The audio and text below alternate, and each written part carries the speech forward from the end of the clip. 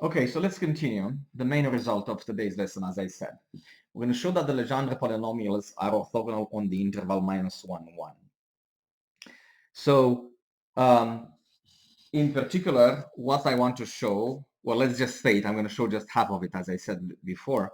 So, what that means is that the integral from -1 to 1 of Pn of x times Pm of x dx is equal to 0 if n is not equal to m, and is equal to 2 over 2n plus 1 if n is equal to m. So I'm going to show just the first part. Again, remember the overall definition of orthogonality. I mean, in more generally, you could have a weight function here, because remember Bessel functions, to make a comparison with the previous chapter, we needed a weight function equal to x. So typically you need orthogonality with some weight function. Often these eigenfunctions can be orthogonal by themselves, just like sine and cosine. So polynomials, Legendre polynomials, are orthogonal with the weight function 1.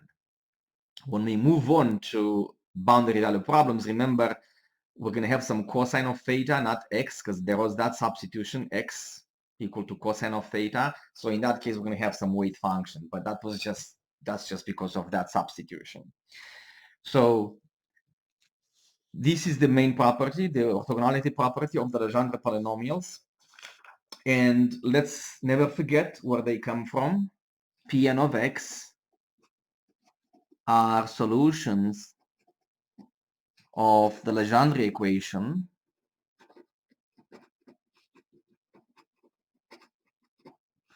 with lambda equals n times n plus 1.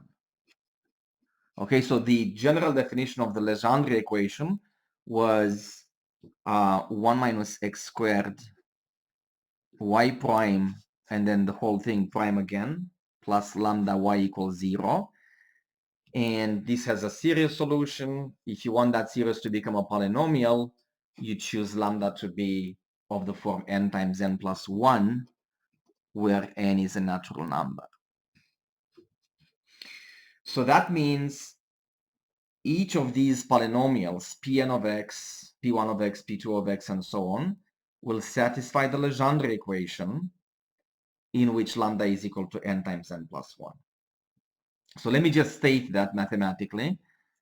If Pn of x solves this for lambda equals n times n plus 1, that means 1 minus x squared multiplied by the derivative of Pn of x, and then the derivative again on the outside, plus n times n plus 1, Pn of x is equal to 0.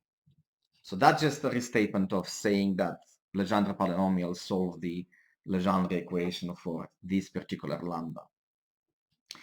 So let's prove this first part of the equality, that integral. We're going to do some little tricks here. So let's multiply both sides by some other polynomial, Pm of x. And if I do that, I'm going to get 1 minus x squared Pn prime of x prime times Pm of x plus n times n plus 1 Pn of x, Pm of x. So I'm going to just I'm trying to basically end up with some integral in terms of Pn of x times Pm of x, because that's my goal here, to show that that integral is going to be 0 eventually. And here's the trick I want to make here. I could have started by saying that Pm of x is a solution of the Legendre equation, and then multiply the whole thing by Pn of x. So I can restate this entire equality by interchanging m with n. Okay, so there's nothing wrong with that.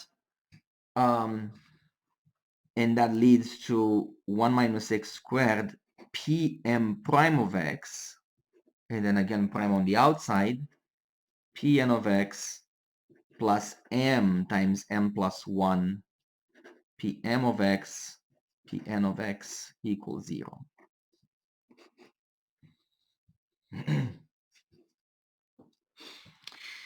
And after that, we're going to subtract the two equalities. And at some point later, we're going to just take an integral, and we're going to show that that integral is 0 if m is not equal to n. All right, so moving along, if I subtract the two, we're going to focus on these derivatives to see how they look. And let's see, let's do that. And then let's expand this derivative a little bit, right? So we're going to do a product rule when we take the external derivative and emphasize the product rule, okay? So then if we subtract the two, we're going to have, let's see, we're going to have 1 minus x squared prime. I'm not going to actually take the derivative yet. I'm just going to emphasize the product rule. That's going to be basically more useful, as you'll see later. So the product rule here, 1 minus x squared prime Pn prime of x, Pm of x, because that's multiplied by the entire product rule. And then 1 minus x squared Pn double prime of x, Pm of x.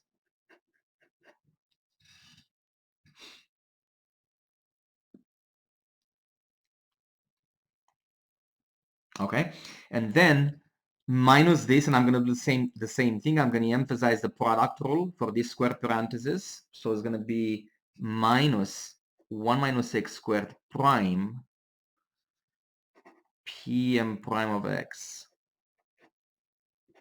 Pn of x, and then minus 1 minus x squared Pm double prime of x, Pn of x.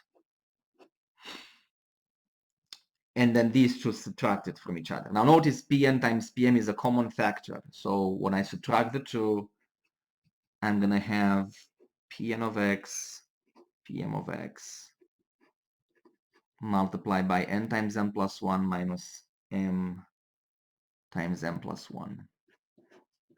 And this is equal to 0.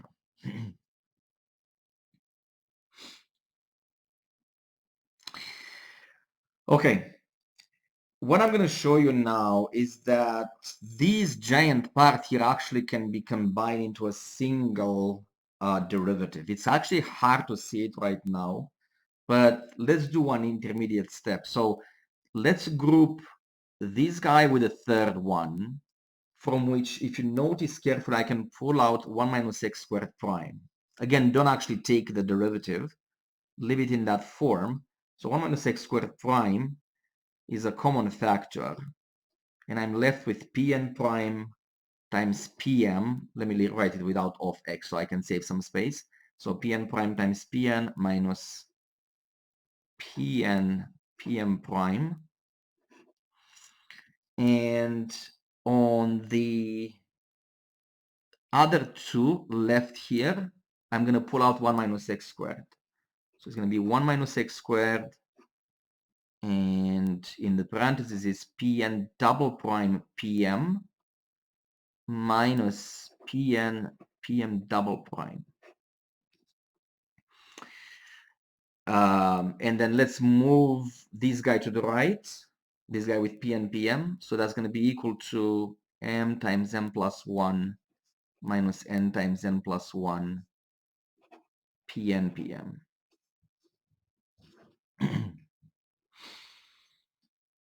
Okay, so the last thing I want to point out here, and that's actually a little bit hard to see. In fact, this parenthesis is the derivative of this. Okay, we can actually check together what happens if I take, so basically this is another product rule, what we have here. 1 minus x squared prime times this, 1 minus x squared by itself, and this would be actually precisely the derivative of this. If you choose again, if you take the derivative of this, and again using the product rule, what you have there is Pn double prime Pm plus Pn prime Pm prime, and then minus Pn prime Pm prime, and then minus Pn Pm double prime. So notice how Pn times Pm prime cancels out in the middle here. So this guy here is nothing but the derivative of this parenthesis, which means when everything is said and done, on the left side, I have the derivative of the product of two functions, 1 minus x squared on one hand, pn prime pm minus pn times pm prime on the other hand.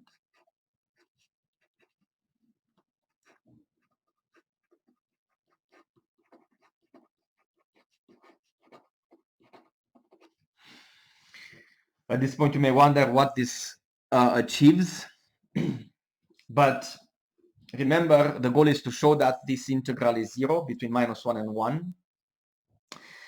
And we just basically wrote p and pm in terms of an antiderivative here.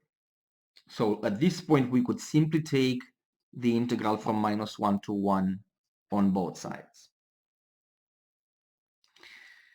On the left side, the integral is the stuff under the derivative. So that's going to be 1 minus x squared pn prime pm minus pn pm prime evaluated between minus 1 and 1. On the right hand side, you can pull the constant out, m times n plus 1 minus n times n plus 1, and the integral from minus 1 to 1 pn of x pm of x dx. So when I plug in 1 for x, I get 1 minus 1. When I plug in minus 1 for x, I get again 1 minus 1. So on the left side is 0 minus 0. And now crucially, pay attention here, because we assume m is not equal to n, this constant is not 0.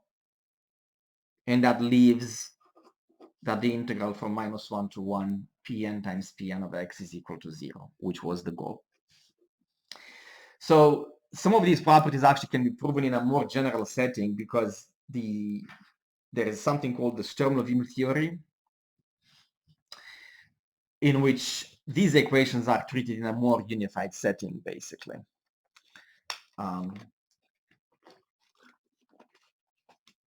But in the context of Legendre polynomials, that's one proof of the orthogonality. The second part of the proof, like I said, I'm not going to go over it, because again, in problems, we don't need it. The fact that the integral is 2 over 2 n plus 1. We just basically have to know that when the time comes to compute those coefficients in the Legendre series. So with that in mind, I'm going to have a third part to discuss some other properties. And then we're going to finish anticipating basically with how this can be used eventually to solve the boundary value problems, using the so-called Legendre series. So stay tuned for the last part.